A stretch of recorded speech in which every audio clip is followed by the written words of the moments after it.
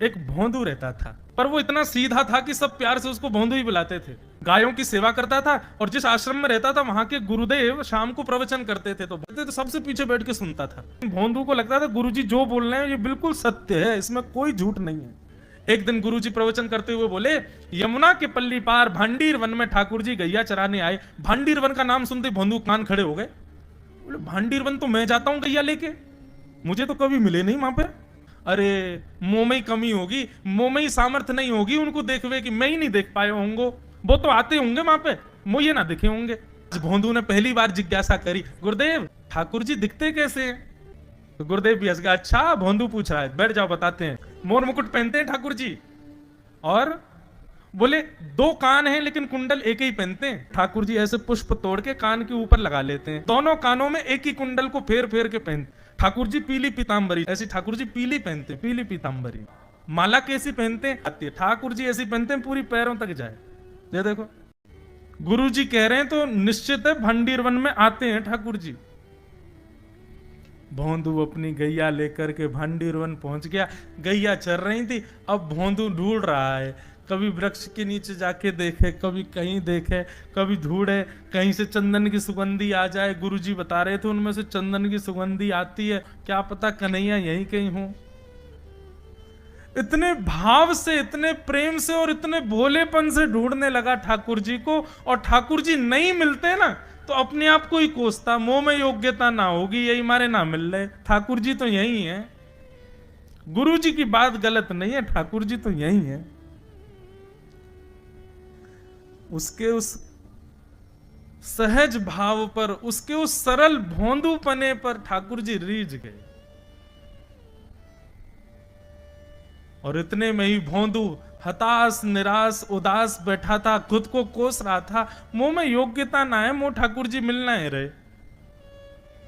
इतने में ही देखा सामने से असंख्य गायों का झुंड आ रहा है, और भोंदू ने जैसी उन गायों को देखा, ऐसी गाय कभी देखी नहीं, अलग गाय, सींग चमक रहे हैं, सींगों के ऊपर के भाग में सोने चांदी मढ़े हुए हैं, ऐसी ऐसी सुंदर सुंदर तंदुरुस्त गैया। तभी देख रहा है भोंदू, पीतांबरी पहनी है, गले में वैजंती माला धारण की है, सिर पर पाग पहनी है, एक कान में कुंडल है, मंद मंद मुस्कुरा करके दतुइयां दिखा रहे हैं, कटाक्ष नेत्रों से कभी इधर देख रहे हैं कभी उधर देख रहे हैं, अपनी वेणु को कमर में कस करके गैयाओं के गले में गलवैयां डाल करके श्याम सुंदर भोंदू की तरफ चलते भय आ रहे हैं। ये दृश्य देख करके हाथ पांव कांपने लगे भोंदू के। उसको लगा मेरे पास तो आएंगे ही नहीं, है वहीं से मुड़ जाएंगे, अब मैं उनके पास जाके उनको असहज नहीं करूंगा, यहीं से देख लूं, यहीं से प्रणाम कर लूं। लेकिन जैसे जैसे प्रणाम करके ऊपर देखता, ठाकुर जी और पास आ रहे हैं, और पास आ रहे हैं, और पास आ रहे हैं। जैसे ही ठाकुर जी आकर के बैठे, भोंदू के पास शब्द नहीं है, हाथ पैर कंपित हो रहे हैं, उसको सूझ ही नहीं रहा करूं क्या मैं, इनके लिए क्या बिछाऊं, कहां बैठाऊं। ठाकुर जी ने अपने आप ही भोंदू के गले में हाथ डाली, अरे तेरा नाम कहा है? जैसे ही ठाकुर जी ने नाम पूछा, भोंदू अपना ही नाम भूल गया, बोले मुझे याद ही नहीं मेरा नाम क्या है, पर प्रेम से सब लोग मुझे भोंदू बुलाते हैं। अब तो भोंदू नाम सुनते ही ठाकुर जी ताली दे दे के हंसने लगे, तेरा नाम भोंदू है? बोले हाँ मेरा नाम भोंदू है। और ठाकुर जी आपको अच्छा लगो? बोले हाँ बहुत अच्छा लगो। आपको नाम कहा है? ठाकुर जी बोले तुम वो ना जाने? बोले जानू तो ना हूं, लेकिन गुरु जी ने जैसो रूप बताया वैसो ही है आपको, तो आप कहीं नंद नंदन तो नहीं हो? ठाकुर जी बोले हाँ मैं नंद नंदन नहीं हूं, यशोदा जी को लाला, नंद जी को लाला। भोंदू बोलो जय हो भगवान, आज आपके दर्शन है गए। गुरु जी और सब बालकन को तो आप शायद रोज ही मिलते होंगे, लेकिन मैं ही अभागो, मुंह को आप आज ही मिले हो। ठाकुर जी बोले अब चल बात मत बनावे, जल्दी कछु खवा, मुंह को भूख लग रही है। भोंदू एक कपड़े में रोटी बांध के उसमें मिर्च और गुड़ रख करके लेके गया। 2 रोटी थी। भोंदू ने जैसे खोली, एक रोटी ठाकुर जी के सामने धर दी, एक अपने पास रख ली, बोले मैं भी तो खाऊंगा। ठाकुर जी ने बढ़िया रोटी ऐसे घुमाई और प्रेम से गुड़ खामे और रोटी पान लगे प्रेम थे, और ठाकुर जी तो चप चप करके नेक देर में पा गए। भोंदू तो भूल ही गयो, मुँह खानो भी वो ठाकुर जी को ही देख रहा है। ठाकुर जी बोले और जोर की भूख लगी, ला अपनी रोटी दे दे। भोंदू बोलो मुँह को भी भूख लगी है। बोले अच्छा चल आधी आधी खा ले, या मैं आधी तू खा ले आधी मैं खा लूं, दोनों खा लिए। कल ते नेक्स्ट से ज्यादा सी रोटी ले आइयो, भूख ज्यादा लगे, और सुन यही समय आइयो, मिलूंगा कल भी तोते। ठाकुर जी अपने मार्ग पर चले गए। भोंदू इतना प्रसन्न है, बोले आज मुझको ठाकुर जी मिल गए।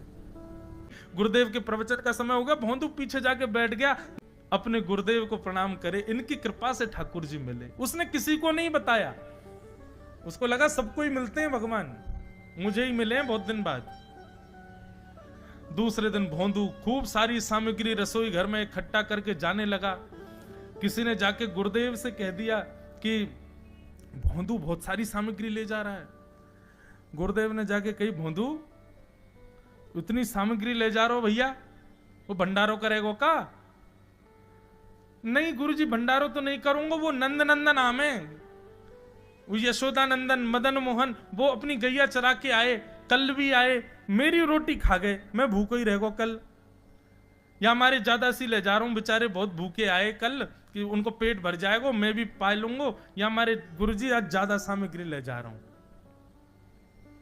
गुरुदेव ने मन में सोचा ये बात कोई और कहे तो अविश्वास किया जा सकता है, लेकिन भोंदू झूठ नहीं बोलता।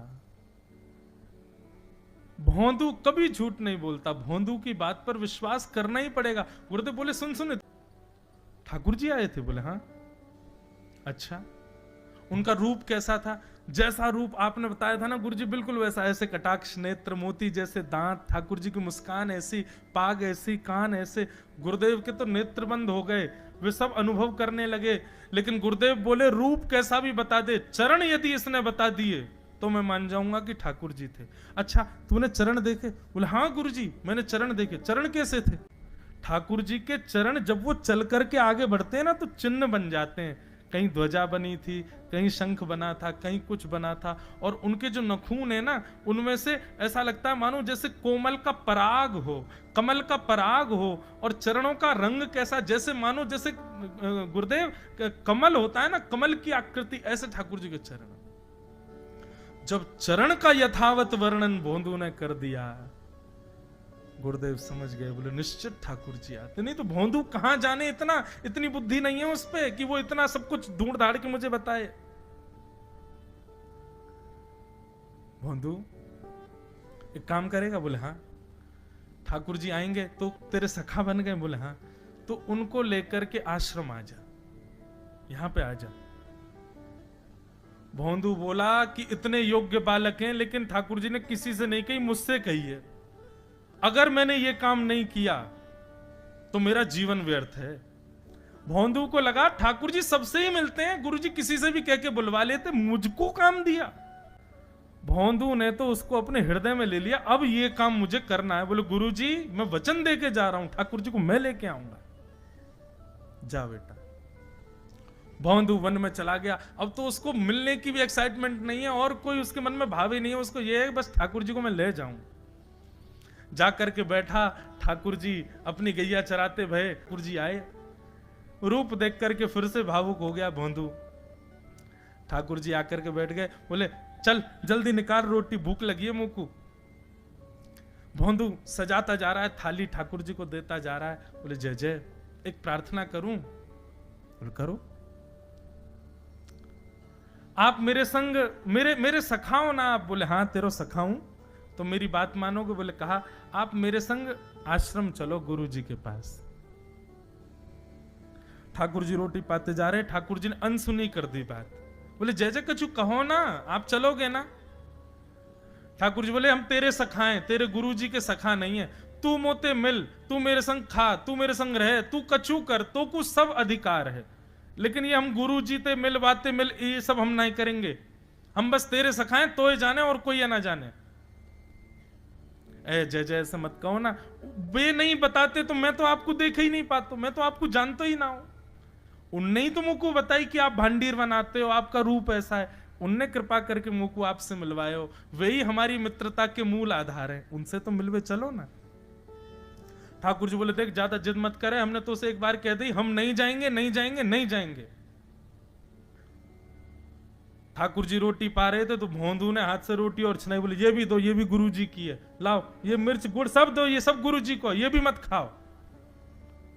और सुनो, यदि हमारे गुरु जी से आपको प्रेम नहीं है तो हमको आपसे प्रेम नहीं है। कल ते अपनी गैयान को लेकर कहीं और चरावे जाओ, होंगे तुम नंदनंदन अपने गांव के, मेरे गुरुजी के पास नहीं जाओगे। और सुनो, ये मुंह में जो रोटी रखी यू को उगल आओ, ये भी गुरुजी की रसोई में बनी है, हमारे गुरुजी से नहीं मिलेंगे। ठाकुर जी बोले अरे भोंदू ने रुक तो, नहीं नहीं नहीं अब तो मैं सुनूंगा ही नहीं, आपने ऐसे कैसे कह दी नहीं जाएंगे, 3 बार नहीं जाएंगे नहीं जाएंगे। और ये भांडीरवन मेरो है, मैं यहां गैया चरावे आऊं, कल से अगर तुम और तुम्हारी गैया दिख गई मुंह को तो तुम्हारी गैयान को लेके मैं चलो जाऊंगा आश्रम, फिर तुम्हारी मैया बाबा तुमको मारेंगे। ठाकुर जी बोले अरे भोंदू इतना नाराज? बोले यदि मुंह से मित्रता रखनी है तो मुंह को वचन देना पड़ेगा कि आप आश्रम चलोगे, और अगर आपने फिर से नहीं कही तो मैं जा रहा हूं वापस, और कभी आपको मुख नहीं देखूंगा, अपना मुख नहीं दिखाऊंगा। ठाकुर जी बोले इस मुख को देखने के लिए या संग के लिए लोग पता हो तो कितनी तपस्या करें। बोले जो तपस्या करें उनको मुबारक, तुम मुंह को ना चाहिए, मुंह ना मिलनो तुमते, मुंह कोई गरज ना पड़ रही तुमते, आज तक नहीं मिले कल ही तो मिले हो मोते, वो भी गुरुदेव की कृपा से मिले हो, जाओ मत मिलियो, मुंह ना चाहिए तुम। ठाकुर जी बोले मैं तो ना जाऊंगा, मैं तो तेरे पास ही रहूंगा। बोले तुम मत जाओ मैं जा रहा हूं। कि जाने लगा वापस। भोंदू, ठाकुर जी पुकार रहे हैं भोंदू को, मानो जैसे त्रिलोकी लेके जा रहा है वो ठाकुर जी की, जैसे मानो पूरा ऐश्वर्य ठाकुर जी का ले जा रहा हो। अरे भोंदू ने रुक तो जा। भोंदू बोला अपना मुख भी नहीं दिखाऊंगा यदि आप नहीं चलोगे तो। भोंदू थोड़ी दूर गया, ठाकुर जी को लगी वापस आ जाएगा, थोड़ी और दूर गया, लगा अब आ जाएगा, लेकिन जब भोंदू दिखना बंद हो गया हमारे ठाकुर जी विचलित हो गए, दौड़े भोंदू की तरफ। ठाकुर जी दौड़ करके गए और जाकर के भोंदू के पित्ती पे चढ़ गए। बोले ले चल अपने गुरुदेव के पास, चलूंगा तू जहां कहेगो, लेकिन तो दूर नहीं जान दूंगा। और भोंदू ठाकुर जी को ऐसे ऊपर चढ़ा करके लेकर के आश्रम जा रहा है। गुरुदेव आकर के खड़े हो गए और मन में बस विचार कर रहे थे, हाथ पांव कांप रहे थे, बोले ठाकुर जी आएंगे कि नहीं। इतने में ही भोंदू आया और तभी देखा भोंदू के पिद्दी पर ठाकुर जी टंगे भय आ रहे हैं। आज गुरुदेव ने जाकर के पहले भोंदू को प्रणाम किया, बोले जय हो, धन्य है तू। इतनी तपस्या की, इतना भजन किया, घर परिवार त्याग दिया, वैराग्य त्याग सब हमारे जीवन में, तब भी ठाकुर जी नहीं मिले। लेकिन वारे भोंदू, तेरी सरलता, तेरी सहजता, तेरा ये निर्मल भाव कि ठाकुर जी तेरे अधीन होके यहां आश्रम तक चले आए।